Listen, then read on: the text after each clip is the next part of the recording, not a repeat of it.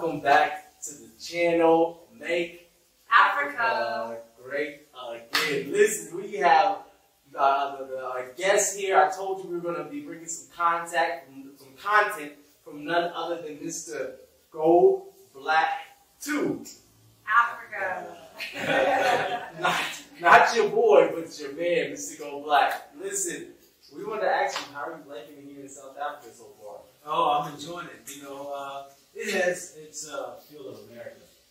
A lot of westernization right here in the city, let's just say. But I had an opportunity to check out Johannesburg, Cape Town, Durban, and me and my wife really enjoyed it to certain degrees. You know, and like every city, every country, it has its goods, its bads, its difference. So yeah, that's good. That's good. Did you want to ask me something today? Yes, I wanted to find out, what do you think South Africa's biggest challenge is? South Africa's biggest challenge. That's a good question. Very good question. A very good question. Because I see so much similarities with South Africa, and it's the baby sister of, I call it, of America, Yes. that I can actually just foresee the future of South Africa. Yeah. So the challenges that you see that's in America, South Africa is actually on the heels of America, to where I'm seeing these things start to root its head. Yes. You know, I heard a lot from the locals, you know, with the crime that's increasing, whether it's, you know, the LGBT, you know, I've seen there's like, you know, the marijuana shops they have here that could be criminalized. So, you know, these things that many South Africans don't realize what's going to happen, and having these different things within the city and within the system, I cringe. I kind of shake a little because it's very familiar, and that spirit right there, it's destructive. Yeah. That's a very good answer. I do agree that South Africa is very, I feel like because of social media and it being it's a different time now, you know. We are easily to absorb, how can I say, we absorb. I want to speak up a little bit because the camera's trying to blow away. Just try to speak up. Okay, yes. Yeah, I do feel like we've been, it's not just because of social media, it's because it's one system. I feel like it's one system. Yeah. The system that is in the United States is the one that's reigning here as well. We don't see it, right? We don't think that it's like that because we think we have a black government. Yeah. But it's one system, and that's why it's like a domino effect. You know, it will happen there, and it will come here, and it will spread its way to the rest of Africa. And it's really sad, but I don't know, how do we tackle such challenges? Another good question. Yeah, I mean, you know, I know there are many answers or many solutions people would come up with. Yeah. But, you know, everywhere I go, people talk about their government, the system. Yes. And everybody talks about corruption. Everybody talks about being at a disadvantage because those who have the money, they come in, they create businesses, and they're the ones who walk away with the money. Yeah. They talk about those who come in and take the resources, Yes. and then they walk away with the money. Yeah. And to me, I think it's a really easy fix, really. And that is stop feeding the system. Yeah. That means that everybody then walk away from the system. Become as a unit now and grow your own food. You know, the beautiful thing about food is it produces its own seed. So, you know, if you got you a plant, you go ahead and you eat the watermelon, keep your seeds. Yes. The tomatoes, keep the seed. Yeah. You know, you can go ahead and take a celery stalk and put it in the ground, and it will regrow again. Don't throw away that celery that you cut off the bottom and throw it away. It will regrow away. The carrot will do the same thing. You know, this is something that God has created so that we can become free in having our own food. Because really, most people go to work to feed themselves. Yes. The main three things that we in Africans already know, that because Africa's been around for hundreds of thousands of years, so there's nothing new about us taking care of ourselves, is that we know how to put a roof over our head, we know how to put clothing on our back, and we know how to put food in our stomach. So if we just walk away from a system that we think is taking care of us, when in actuality we're taking care of the system, that system will begin to fall. Yes. In others, there has been societies that has happened.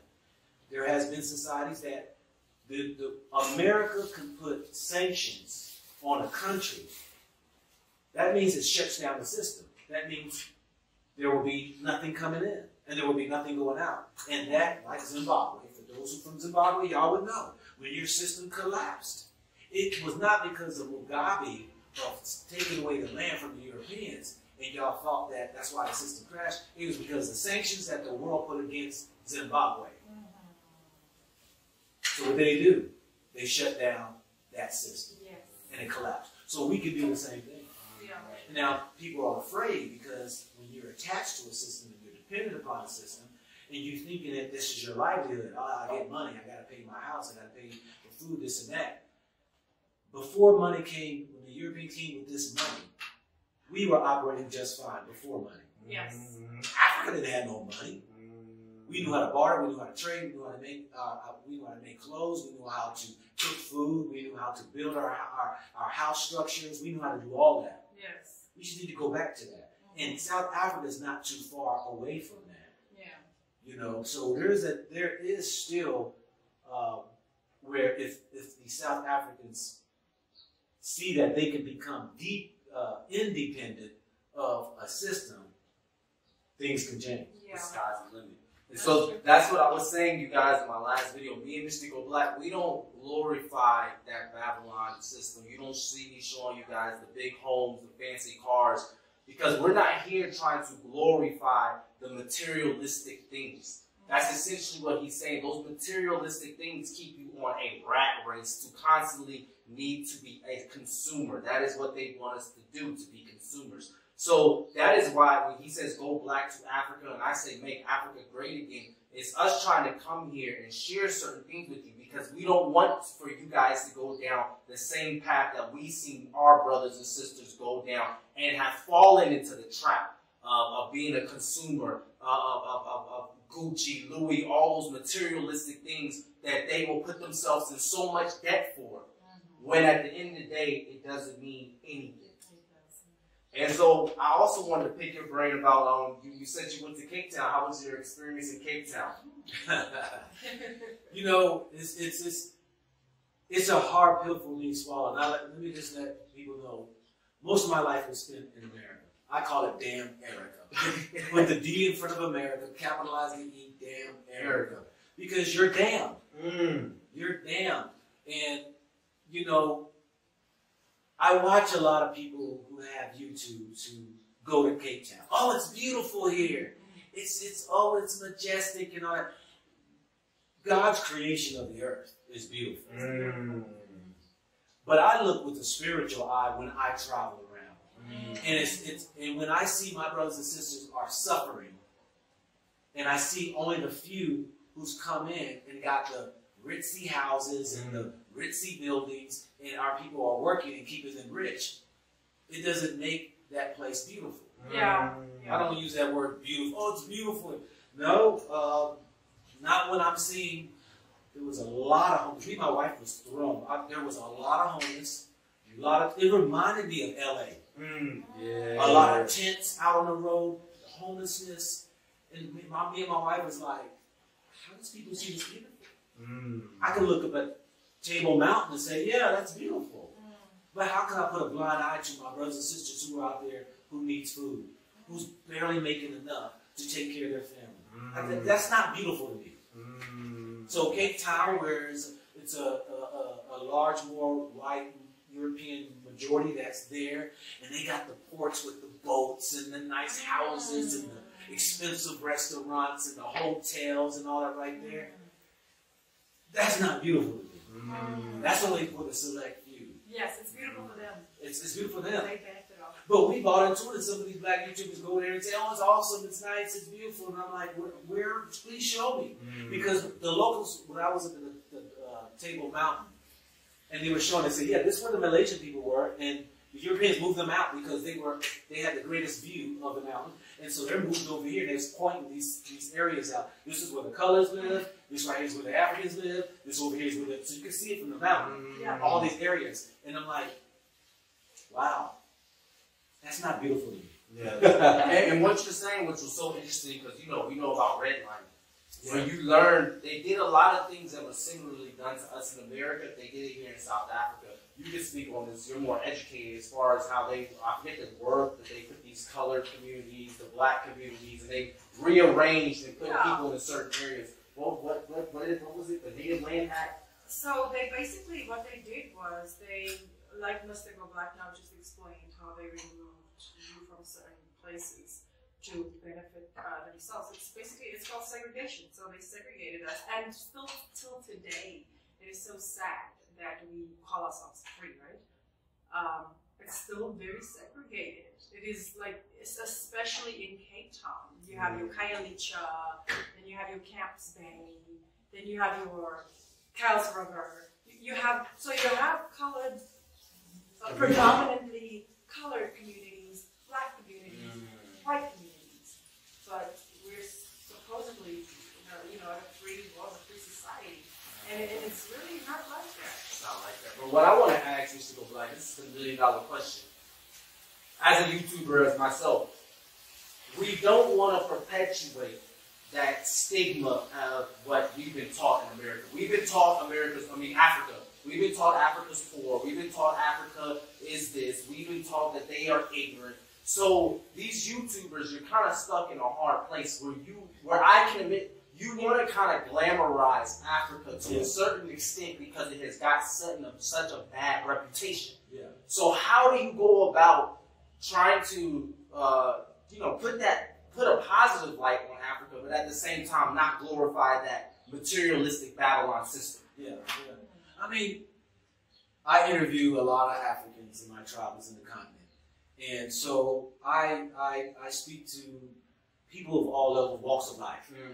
And because that's just what life is. You're going to have those who have little and those who have a lot. And so my thing is that I try not to glorify those things that aren't accomplished by the Africans. So I'm speaking to those who have accomplished something. So that then they are used as a motivation. I like to hear those stories of how did you come from a place you said you never lived in, and you found yourself in this, and they share their stories. They share their successes and how they were able to accomplish that. Most of the African countries I've been to, they've all been colonized, and there are those who have maybe little Western influence than others. And those are the ones really I kind of like because the power is more in your hands by the Africans than a large city like Johannesburg or Cape Town who have the civilization and all, but you still see the money and the wealth is not in the hands of the local African. But you can go to Ghana and you're going to find, South Africa probably got many millionaires that are African and billionaires that are Africans and all right there. But when I talk to people and they found their wealth through outside of the means of Western civilization, something, to me that's more special. That's more special. I agree. So you're trying to show the locals who have succeeded and show their success. And I respect that. We need to engage with more local people and put them more on the channel because we want to help. We want to help show. We don't want to glorify that Babylon system, right? Is there another question you want to ask me? I wanted to, yes. So one of the questions: would you see yourself perhaps investing in Africa, in South Africa? You are obviously already invested in Africa. Yeah. Would you see yourself investing in South Africa? I'm thinking about it. Actually, I'm going to see some properties and stuff. And some people say, you're exploiting the African by buying properties in Africa, or you're help gentrify these areas in Africa. And I'm like, well, no, I don't see it that way because when I purchase property, I purchase in areas where you see where the tourists are. And in that tourism, this is where I say you got to be wise in doing business. You know, and that is just right here. If they can make money off of us, why can't we make money off of them? Exactly, doesn't make no sense. You see, I mean, I wouldn't buy a piece of property and rent it out to a local who would rent it out to a local trying to make gazillion dollars off of it. You know what I'm saying? I wouldn't do that. But what I would do is this right here. In my properties I have, if it's a rental property, what have you, I would have a local who's going to oversee and run it, and they will be compensated well beyond than what they're getting paid from the locals. You know, but that money that I'm making is off of those people who's got that money. I'm making off of them. Yes, yes. Versus how we see typically those who come in and set up shops are making money off of us. So true. You see what I'm saying? No, I definitely agree. So that's how I see it. So I'm thinking about it, but you know, there are some things that really I'm sensitive to when it comes to doing business. That you know, like I said, that a place sometimes some places that might be more Western and it's all about them. I don't want to find myself in being one who's hypocritical and being that one caught up in, oh, I might get myself caught up in exploiting the brothers and sisters. I'm not into that business. And people get me misconstrued when I talk about some of the injustices that are happening in South Africa. They think that I'm like, I'm not talking about the South Africans. Not at all. I'm talking about the system that is in place.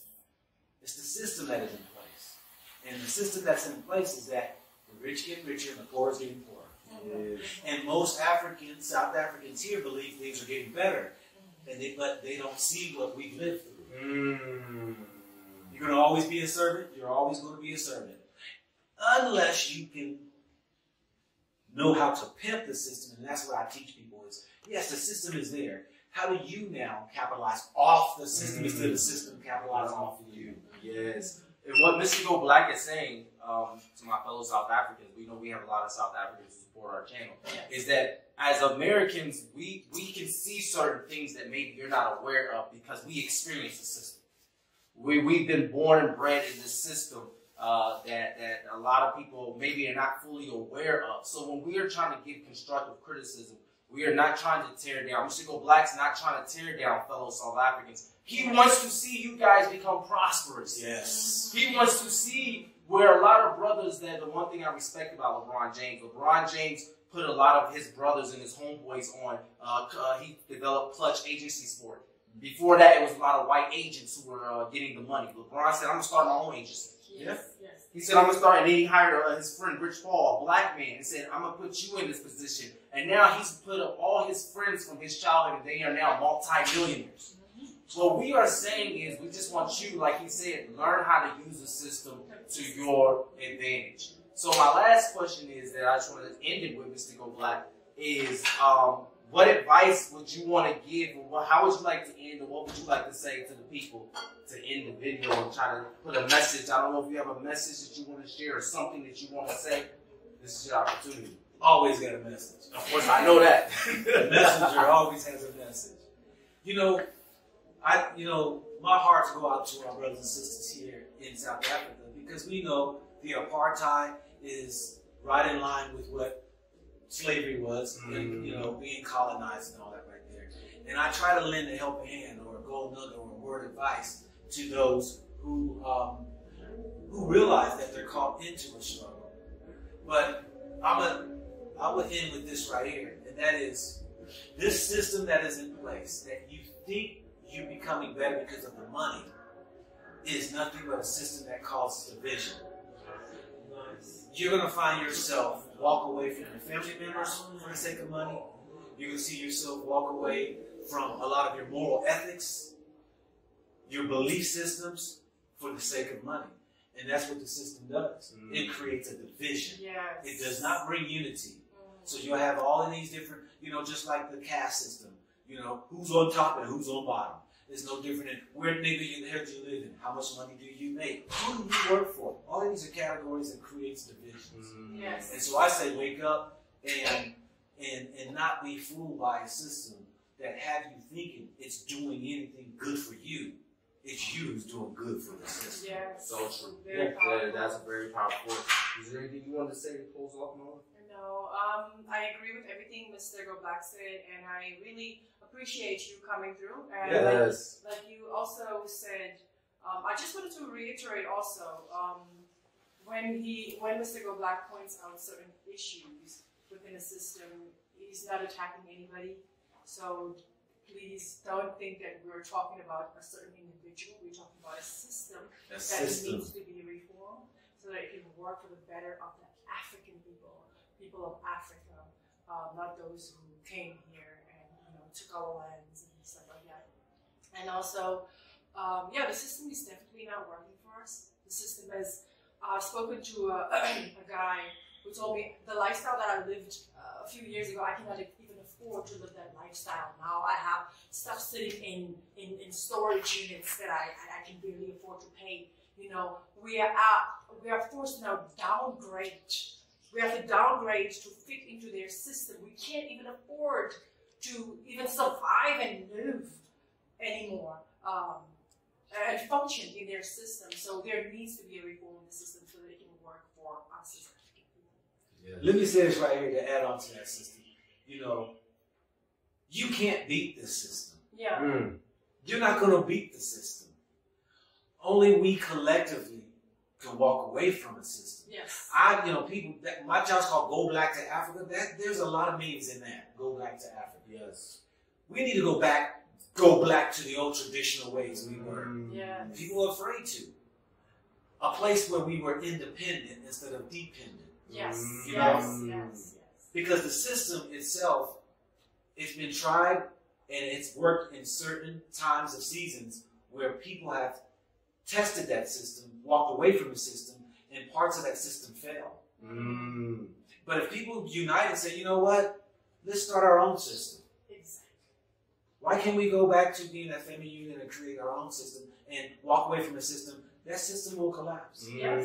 And what opened my eyes and even more about that was during the COVID virus, and people weren't working, nobody was getting any money, and they sent out a thing called the stimulus check. Yes.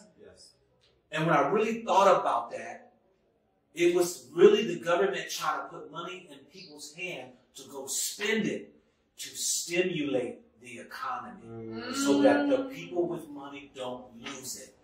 They don't lose their money. Wow. That's what it's all about. Continually for you to become a consumer to put more money in their pocket. Yes. Anybody who walks away from it, that's less money they make. So, and I want to make this point to end it with people. We got a lot of slack for naming our channel "Make Africa Great Again." What we are essentially saying, like Mr. Goblack just said, when I make that stance, it's meaning that making Africa great again means us going back to our traditional ways. That's before colonization. Before colonization. And that's when people say, oh, Africa's already great. Yes, Africa is beautiful. Africa is great. But we have a lot of things that, progress that needs to be made in us to go back to our old way. That's why I said great again. Because we need to go back to how things were before we were colonized. And that's the last thing I want to say. We're not promoting for you guys to get into that consumer lifestyle and that fancy lifestyle, because that lifestyle is what keeps you in this rat race. It's what keeps you entrapped. It's what keeps you in bondage. So if you guys haven't checked out Mr. Goblack's channel, please check out his channel. He has a lot of content. Thank you for coming and seeing us today. I appreciate it. Of course, brother. Anytime. Listen, I guess that's pretty much it, baby. I think that's the conclusion, and thank you very much for the new subscribers. Yes. Thank you so much for supporting our channel and our mission. Support their channel. And lovely couple here. Yes. And let's come together and make Africa great again. We out.